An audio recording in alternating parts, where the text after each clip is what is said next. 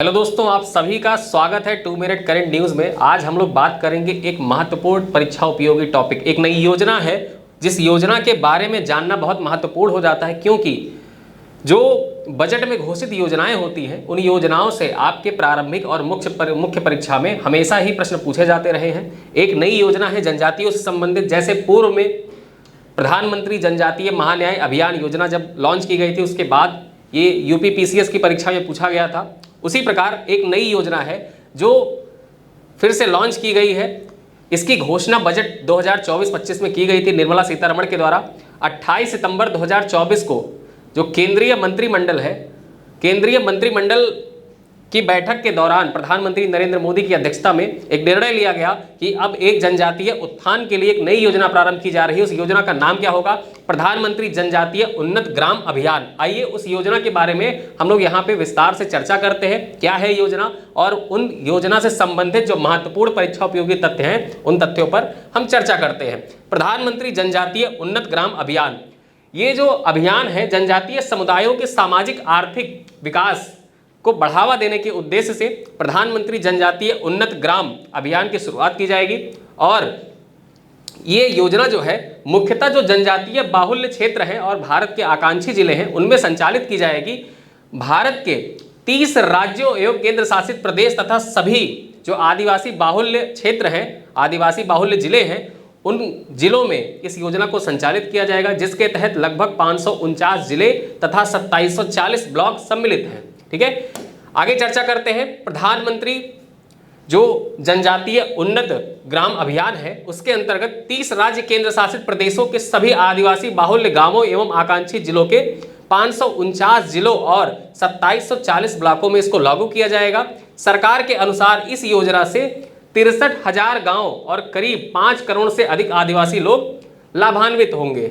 2011 की जनगणना के मुताबिक अगर जो देखा जाए तो भारत में आदिवासियों की कुल संख्या कितनी है? 10.45 करोड़ है भारत में कुल आदिवासियों की संख्या। अब इस योजना के जो प्रमुख लक्ष्य हैं उन लक्ष्यों के बारे में चर्चा करते हैं।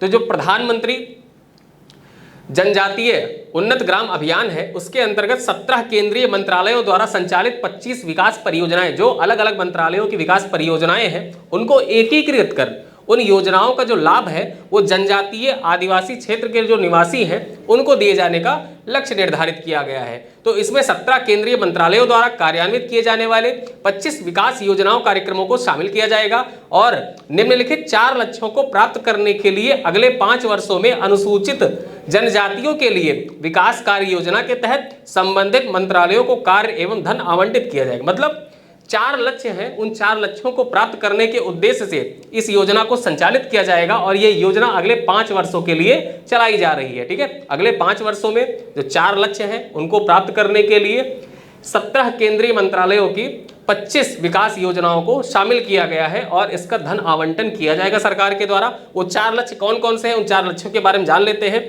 सक्षम बुनियादी ढांचे का विकास पहला लक्ष्य है। दूसरा है आर्थिक सशक्तिकरण।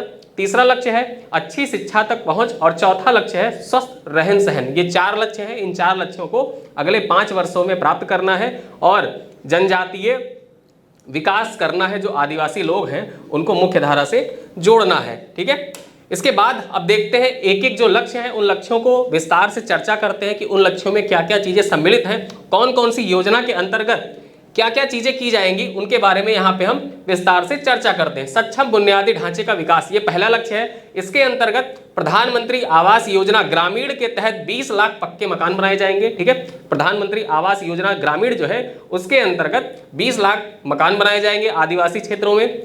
पुनरुत्थान वितरण क्षेत्र योजना के तहत पात्र परिवारों को बिजली कनेक्शन प्रदान किए जाएंगे। जल जीवन मिशन के तहत पात्र परिवारों को पाइप से पेयजल की सुविधा प्रदान की जाएगी। ठीक है, आयुष्मान भारत प्रधानमंत्री जन आरोग्य योजना के तहत आयुष्मान स्वास्थ्य कार्ड जारी किए जाएंगे आदिवासी क्षेत्रों के लिए। आगे देखते हैं, प्रधानमंत्री उज्ज्वला योजना के तहत 25 लाख एलपीजी कनेक्शन वितरित किए जाएंगे। एलपीजी कनेक्शन प्रदान किए जाएंगे जो जनजातीय क्षेत्र है, आदिवासी क्षेत्र है, उन क्षेत्रों में। भारत नेट योजना के माध्यम से 5,000 गांवों को ब्रॉडबैंड कनेक्शन से जोड़ा जाएगा। ठीक है, जो भारत नेट परियोजना थी उस भारत नेट परियोजना के अंतर्गत 5,000 गांव जो आदिवासी बाहुल्य गांव हैं उन गांवों को ब्रॉडबैंड कनेक्शन से जोड़ा जाएगा। साथ ही देखें तो प्रधानमंत्री ग्राम सड़क योजना, ठीक है, प्रधानमंत्री ग्राम सड़क योजना बहुत प्राचीन मतलब पहले की योजना है, ठीक है। उसके तहत क्या किया जाएगा कि उसके तहत 2500 किलोमीटर 12मासी सड़कें बनाई जाएंगी जो आदिवासी बाहुल्य क्षेत्र है उनके अंतर्गत। आगे देखते हैं, अगला लक्ष्य है आर्थिक सशक्तिकरण। ये हमारा दूसरा लक्ष्य है, इसको ही प्राप्त करना है। कैसे प्राप्त करना है देखते हैं। तो पात्र उम्मीदवार, ठीक, पात्र आदिवासी लड़के लड़कियों को 10वीं एवं 12वीं की कक्षा के बाद स्किल इंडिया मिशन के माध्यम से कुशल बनाया जाएगा, ठीक है। जो 10वीं और 11वीं में पढ़ने वाले आदिवासी लड़के और लड़कियां हैं उनको जो स्किल इंडिया मिशन है उसके माध्यम से उनको उनका कौशल विकास किया जाएगा, कौशल उन्नयन किया जाएगा। लाभार्थियों को जनजाति बहुउद्देशीय विपणन केंद्र के माध्यम से अपने उत्पाद बेचने के लिए सहायता प्रदान की जाएगी, ठीक है। जो बहुउद्देशीय विपणन केंद्र होते हैं वहां पे जो लाभार्थी हैं इस योजना के, ठीक है, अपने जो उनके उत्पाद होते हैं, जो जनजातीय उत्पाद होते हैं उनको वहां पे वो बेच सके, इसके लिए सहायता प्रदान की जाएगी जिससे उनका आर्थिक सशक्तिकरण हो सके। स्वदेश दर्शन योजना के तहत 1000 होम स्टे के जरिए इन क्षेत्रों में पर्यटन को बढ़ावा दिया जाएगा। होम स्टे का मतलब क्या होता है? होम स्टे का मतलब होता है जो जनजातीय क्षेत्र होते हैं वहां पे पर्यटन को बढ़ावा देने के लिए जो पर्यटक आते हैं तो वो जनजातीय जो लोग होते हैं, आदिवासी लोग होते हैं, उनके घरों में जाके वो रह सकते हैं और जो आसपास का जो क्षेत्र होता है वहां पे इससे पर्यटन का विकास होता है। तो ये योजना है होम स्टे योजना, ठीक है। तो 1000 होम स्टे के जरिए इन क्षेत्रों में पर्यटन को बढ़ावा दिया जाएगा। पात्र परिवारों को 2 नए कमरे निर्माण हेतु 5 लाख रुपए तक की सहायता प्रदान की जाएगी। मौजूदा कमरों के नवीनीकरण के लिए 3 लाख रुपए और ग्राम समुदाय की आवश्यकताओं के लिए 5 लाख रुपए दिए जाएंगे। मतलब अगर जो आपका नया घर आपको बनाना है 2 कमरे का, तो 2 कमरे का मकान बनाने के लिए सरकार के द्वारा 5 लाख रुपए प्रदान किए जाएंगे। अन्यथा जो मौजूदा कमरे हैं उनके नवीनीकरण के लिए, ठीक है, 3 लाख रुपए और जो ग्रामीण समुदाय है मतलब ग्रामीण समुदाय इन्वायरमेंट जो वहां का विकसित करना है ग्राम क्षेत्रों का, उसके लिए सरकार के द्वारा 5 लाख रुपए की सहायता प्रदान की जाएगी।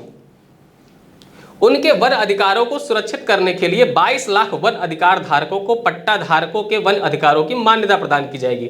जो जनजातीय क्षेत्र के लोग हैं उनके वन अधिकारों को सुरक्षित करने के लिए, उनकी रक्षा करने के लिए 22 लाख वन अधिकार धारक, ठीक है, पट्टा धारकों की वन अधिकार की मान्यता प्रदान की जाएगी। उन्हें जंगलों को बनाए रखने और संरक्षित करने के लिए सरकारी योजनाओं के समर्थन के माध्यम से स्थायी आजीविका प्रदान करने के साथ साथ उनको सशक्त बनाया जाएगा, ठीक है। उसके बाद अब हम देखते हैं हमारा अगला लक्ष्य है अच्छी शिक्षा तक पहुंच, ठीक है, ये हमारा तीसरा लक्ष्य है।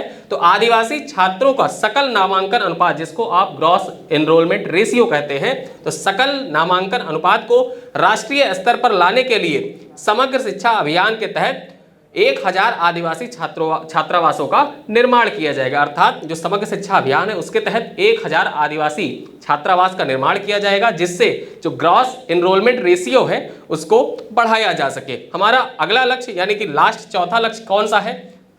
स्वस्थ रहन सहन। स्वस्थ रहन सहन के अंतर्गत क्या किया जाएगा देखते हैं। तो चिन्हित ब्लॉकों में जितने ब्लॉक चिन्हित किए गए हैं और जो जिले चिन्हित किए गए हैं उनके अंतर्गत चिन्हित ब्लॉकों में शिशु मृत्यु दर, ठीक, जिसको आप IMR कहते हैं, एवं मातृ मृत्यु दर, ठीक, MMR जिसको आप कहते हैं, को राष्ट्रीय स्तर तक कम करने का उपाय किए जाएंगे। इन दूर दराज क्षेत्रों में जहां जो स्वास्थ्य उपकेंद्र हैं, ठीक है, मैदानी क्षेत्रों में 10 किलोमीटर और पहाड़ी क्षेत्रों में 5 किलोमीटर से अधिक हैं, वहां मोबाइल चिकित्सा इकाइयों के माध्यम से यूनिवर्सल टीकाकरण योजना के तहत सुविधाएं प्रदान की जाएंगी। अर्थात क्या है? मतलब इसका है कि जो पहाड़ी क्षेत्र है, पहाड़ी क्षेत्रों में अगर जो कोई जो चिकित्सा केंद्र है, स्वास्थ्य केंद्र है, वो 5 किलोमीटर की दूरी पर, और मैदानी क्षेत्रों में अगर जो 10 किलोमीटर दूरी पर अवस्थित है तो उसके लिए क्या किया जाएगा? तो यूनिवर्सल टीकाकरण के लिए मोबाइल चिकित्सा इकाइयों की स्थापना की जाएगी, ठीक है। तो ये स्वस्थ रहन सहन के अंतर्गत शामिल है। अब इसी स्लाइड पर आधारित आपके लिए कुछ प्रश्न है, इनके उत्तर दीजिएगा। सितंबर 2024 में केंद्र सरकार ने देश में आदिवासियों की सामाजिक आर्थिक स्थिति में सुधार लाने के लिए किस योजना को मंजूरी दी है? प्रधानमंत्री जनजातीय उन्नत ग्राम अभियान, प्रधानमंत्री जनजातीय उन्नत शहर अभियान, प्रधानमंत्री उज्ज्वला उत्कर्ष अभियान, प्रधानमंत्री जनजातीय महान्याय अभियान। ये पहला प्रश्न है। दूसरा प्रश्न है प्रधानमंत्री जनजातीय उन्नत ग्राम अभियान योजना के तहत कितने लक्ष्यों की पहचान की गई? कितने लक्ष्यों की पहचान की गई है जिनको अगले 5 साल में पूरा करने का लक्ष्य निर्धारित किया गया है? बताइएगा। पहला है 4 लक्ष्य, दूसरा है 6 लक्ष्य, तीसरा है 8 लक्ष्य और चौथा है 10 लक्ष्य, ठीक है। इस क्वेश्चन का उत्तर आप कमेंट बॉक्स में दीजिएगा। वीडियो कैसा लगा बताइएगा जरूर, आपके फीडबैक का इंतजार है। क्वेश्चन का आंसर जरूर दिया करिए कमेंट बॉक्स में। मिलते हैं अगले वीडियो में फिर किसी नए टॉपिक के साथ। परीक्षा उपयोगी बिंदुओं के लिए देखते रहिए 2 मिनट करंट शॉर्ट। तब तक के लिए नमस्कार।